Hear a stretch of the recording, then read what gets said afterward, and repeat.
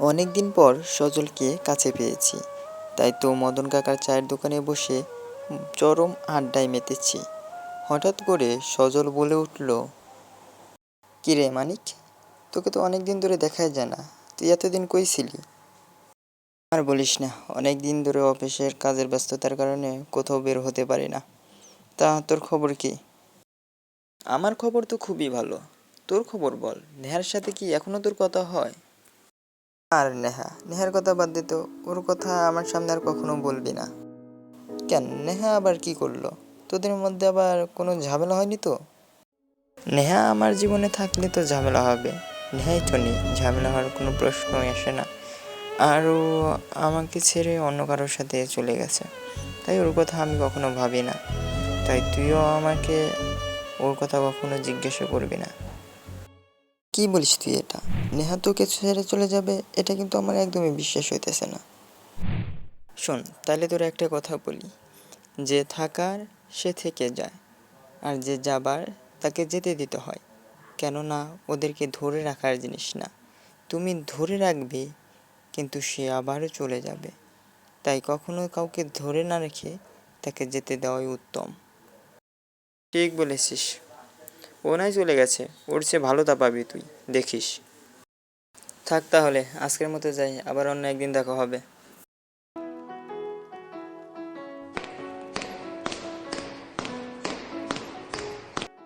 মানিক সাহেব, আমরা নতুন একটা কাজ পেয়েছি, আর এই কাজের দায়িত্ব আমি আপনাকে দিতে চাই।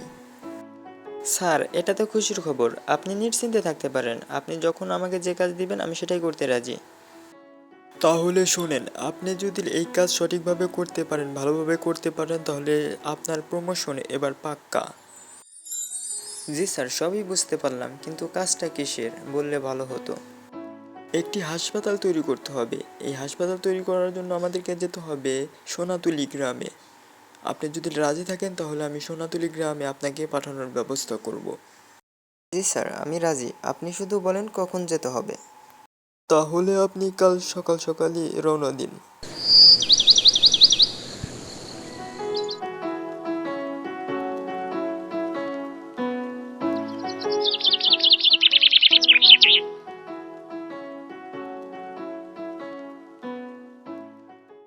দেখুন, আপনারা অনেক সৌভাগ্যবান।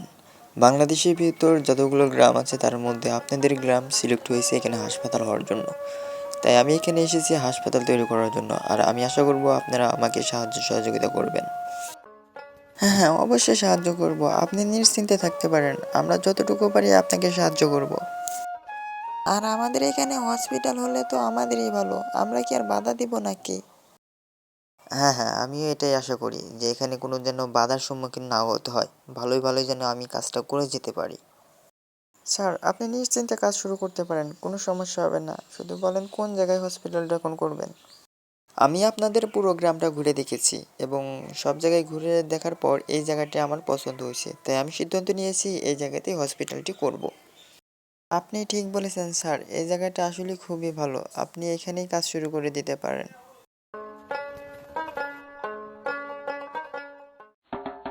কাকা বাবু, সর্বনাশ হয়ে গেছে, শহর থেকে তো একজন লোক আইছে, এই গ্রামে নাকি একটা নতুন হসপিটাল করবে। এটা তো খুশির খবর বুঝলু, এতে সর্বনাশের আবার কি হলো? সর্বনাশ তো এখানে, যখন আপনিও পুরোপুরি কথা শুনবেন না, তো তখন আপনিও বলবেন না যে হ্যাঁ সত্যি সর্বনাশ হয়ে গেছে। এত ঘুরিয়ে পেঁচিয়ে না বলে সোজাসুজি বল, কি হয়েছে আর কিস জন্য সর্বনাশ? হসপিটালটা কোনে হবে জানেন?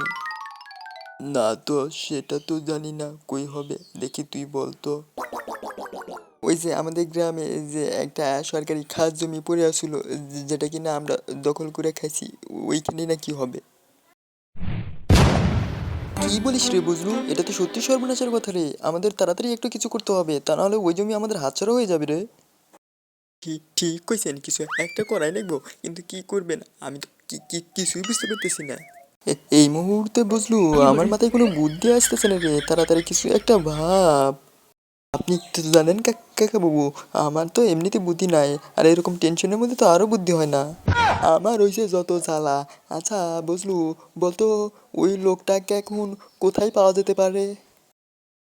আমার কাছে মনে হয় ওই জায়গাতে গেলে পারি লোকটাকে পাওয়া যেতে পারে। তাহলে দেরি কেন রে, তাড়াতাড়ি চল।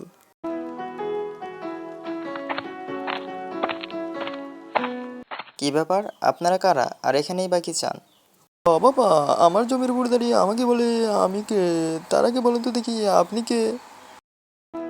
আমি একজন সরকারি অফিসার। আমি শহর থেকে এসেছি এই গ্রামে শুধুমাত্র একটা হসপিটাল তৈরি করার জন্য। এই যে আপনারা যে জায়গার উপর দাঁড়িয়ে আছেন, এখানেই হাসপাতালটা আসলে হবে। ও, তার মানে আপনি সেই কালপিট যে কিনা শহর থেকে এসেছেন আমার জমির উপর হাসপাতাল তৈরি করার জন্য? কি আবল তাবল বলেন, এটা তো সরকারি জমি, আমি কাগজপাতি খুব ভালো করে দেখেছি। এটা আপনার জমি হয় কিভাবে? কোথা থেকে কি কাগজপাতি দেখেছেন কি না দেখেছেন সেটা আমার দেখার বিষয় নয়, এটা আমার জমি, এখানে কোনো কাজ চলবে না, এখানে আমার মন যা চাইবে আমি তাই করব। দেখুন, আপনার মন চাইলে আপনি যেটা খুশি সেটা করতে পারেন না, এখানে কাগজপাতির বিষয় আছে। কাগজপাতিতে যেটা থাকবে আমরা সেটাই করব, তার বেশি কিছু করব না। 53 বছর ধরে এই জমি দেখাশোনা আমি করতেছি, আমি ভাবতেছি এই জমিতে আমি একটা ফ্যাক্টরি তৈরি করবো, আর হঠাৎ করে আপনি এসে কিনা বলতেছেন এখানে হাসপাতাল তৈরি করবেন। এটা কি মগের মূল্য পেয়েছেন নাকি আপনি? মগের মুলুক হতে যাবে কেন? আমরা সরকারি লোক, আমরা কোনো কিছু ভালোভাবে না দেখে না শুনে কোথাও যাই না। আমরা কাগজপাতি ভালোভাবে যাচাই বাছাই করে তারপরে সেখানে কাজ শুরু করি। আমি অত শত কিছু বুঝি না, এই জমির মালিক আমি, আমি এখানে যা করবো সেটাই হবে। আপনি অন্য কোথাও গিয়ে হসপিটাল তৈরি করুন, সেখানে আমি গিয়ে বাধাও দেবো না। আর যদি এখান থেকে আপনি না যান তাহলে আপনার কিন্তু অনেক ধরনের বিপদ হতে পারে। দেখুন, আমাকে এখানে ভয়ভীতি দেখিয়ে কোনো লাভ হবে না, এটা সরকারি কাজ, আমাকে কোনোভাবে থামাতে পারবেন না। আপনি যদি বাঁচতে চান তাহলে এখান থেকে সরে যান, আর এখানে না আসাই আপনার ভালো হবে। ঠিক আছে ঠিক আছে, আমি আজকের মতো যেতেছি, কিন্তু মনে রাখবেন আমি আবার আসবো, আমার জমি কিন্তু আমি অত সহজে ছাড়বো না।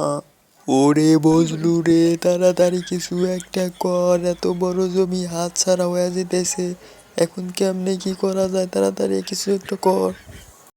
কাকা বাবু, আপনি উত্তেজিত হন না, আপনি শান্ত হন। কিভাবে শান্ত হব? এত বড় একটা জমি হাতছাড়া হয়ে যেতেছে, সেখানে তো কিছুই করতে পারতেছি না। একা পাবো, আমার কাছে মনে হয় ওই জমির আশা ছেড়ে দেয় উচিত। কেননা ওখানে তো খারাপ কিছু হবে না, সেখানে তো হাসপাতালই হবে, সেটা তো আমাদের জন্যই ভালো, তাই না? ঠিক বলেছিস, আমার কাছে মনে হয় ওই জায়গাটা ছেড়ে দেওয়া উচিত, যেহেতু ভালো কাজেই ব্যবহার হবে। আর হাসপাতালটা হলে পারে আমাদের সবার জন্যই উপকার।